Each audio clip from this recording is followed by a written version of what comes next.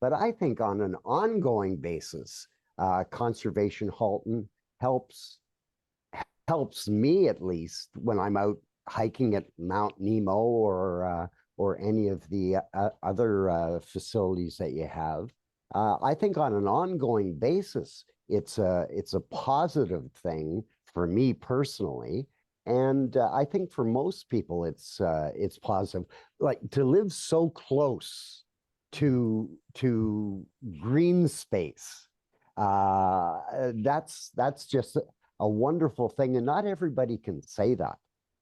Yeah, I agree with So, you. so, Zan, how do you ensure that everybody has access to this green space for their mental health and ongoing good feeling about themselves?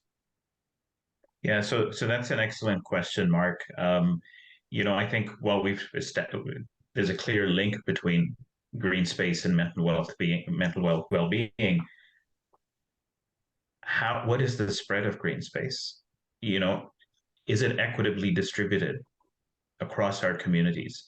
That's the first thing. Do you even have it? Right. And then the second part is, well, how can you access it? So I'll talk about those two things. To even have green space, close to our communities means that you have to start valuing land providing that service the same way you value land providing all the other services that come to our mind first, housing and infrastructure and highways and retail and all of those things. We everybody gets that.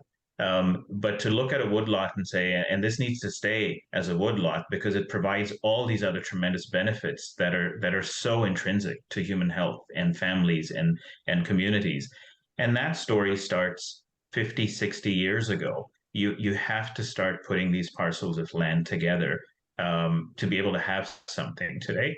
And for Conservation Halton, like many other conservation authorities across the province, that's where the journey started. And so today we're in a very privileged place, I think, in Halton, where we have these massive conservation areas very close to our communities. So CH takes a lot of pride in the fact that our conservation areas, and we have over 11,000 acres, are today considered near urban conservation areas.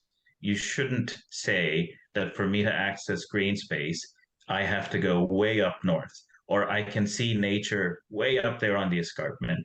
No, our goal is that in 15, 20, 25 minutes at the most, you should be able to access nature and, in a good sense, get lost in it, right? Leave the noise and the lights and the stresses of the city when you step onto a trail in a Conservation Halton Parks.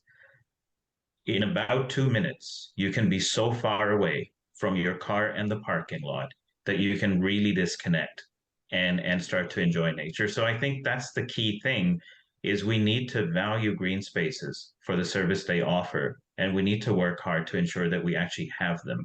Then you get to the second part, which is how do we make them accessible?